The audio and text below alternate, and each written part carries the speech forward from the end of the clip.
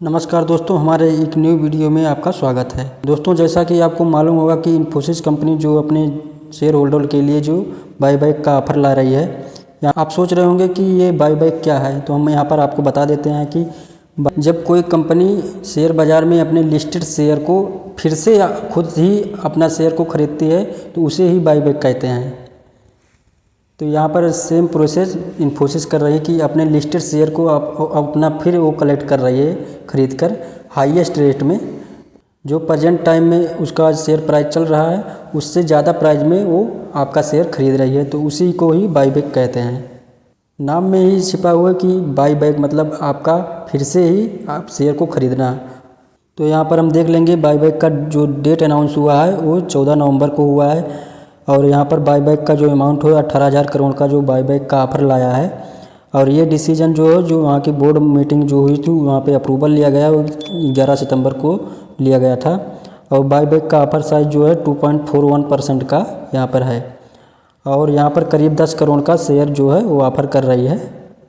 इसकी face value जो है 5 है, और यहाँ पर बाईबैक के जरिए एक शेयर पर 1800 रुपये का आपको मिलेगा।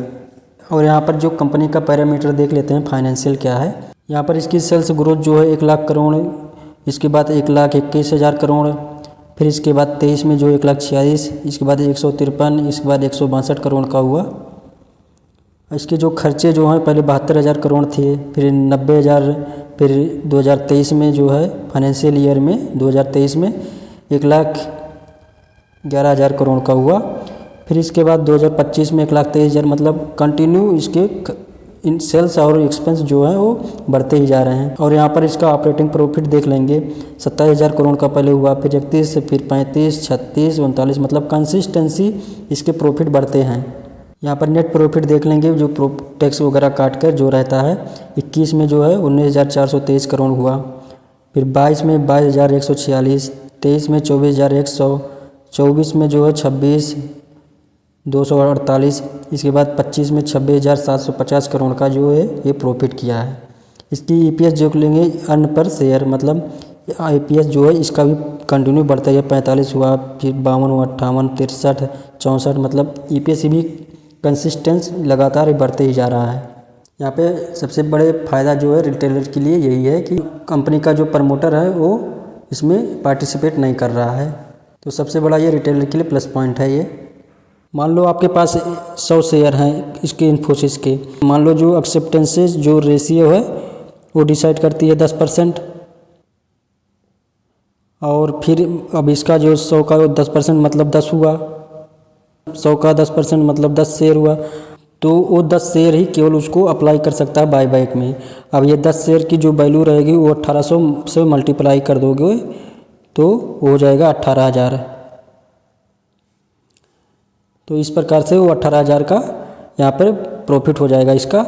और अब इस 18,000 पर इसका आपको कुछ टैक्स देना पड़ेगा गवर्नमेंट को। अब ये जो 18,000 प्रॉफिट हुआ इसी को डिविडेंड के रूप में जानती है गवर्नमेंट। मान लो अगर आपकी इनकम जो है 12 लाख से कम है तो आपका ये पूरा आपका प्रॉफिट है, और जो शॉर्ट टर्म कैपिटल गेन रहता है उसी का केवल टैक्स कटेगा। मान लो आपकी इनकम जो 12 लाख से कम है तो आपका ये जो 18,000 का जो आप 10% यहाँ से काट लेंगे तो 1800 माइनस कर देंगे इसमें से, मान लो करीब हुआ 16,200 रुपये का आपका प्रॉफिट यहाँ पे हो गया तुरंत। अब मान लो किसी का जो 12 लाख से ज़्यादा इनकम है तो उसकी तो अब 30% का यहाँ पे टैक्स लगेगा। मान लो 18,000 का 30%, मतलब 5,000, 18,000 का 30% मतलब ये हो गया 5,400 के करीब इसका टैक्स लग जाएगा। 12,600 करीब यहाँ पे इसका बचा है, तो उसका ये इतना प्रॉफिट हुआ। अब यहाँ पर कई लोगों का क्वेरी है, मान लो किसी का माइनर अकाउंट है, मतलब जो 18 साल से एज कम है तो उसका जो माइनर अकाउंट में आएगा, तो माइनर अकाउंट का जब आप उसको सेल करेंगे तो उसके डायरेक्ट सेविंग अकाउंट में जाता है, आपके डीमेट अकाउंट में पैसे नहीं आएंगे। जो आप ये जो आप बाईबैक अप्लाई करेंगे तो वहाँ पे आपकी जो उसकी जो कोई टैक्स जो कटेगा वो आपकी इनकम में जुड़ेगा। मान लो अगर आप आईटीआर फाइल करेंगे तो आपको वहाँ पर शो करना पड़ेगा यहाँ पर बाईबैक में। अगर आप इसको बचाना चाहते हैं तो आप अब उसी व्यक्ति का मतलब माइनर के अकाउंट से आप यहाँ पे इनकम टैक्स फाइल करेंगे तभी आपका कुछ हो सकता है, नहीं तो उसके जो गार्जियन होगा उसी के इनकम में ये इंक्लूड हो जाएगा।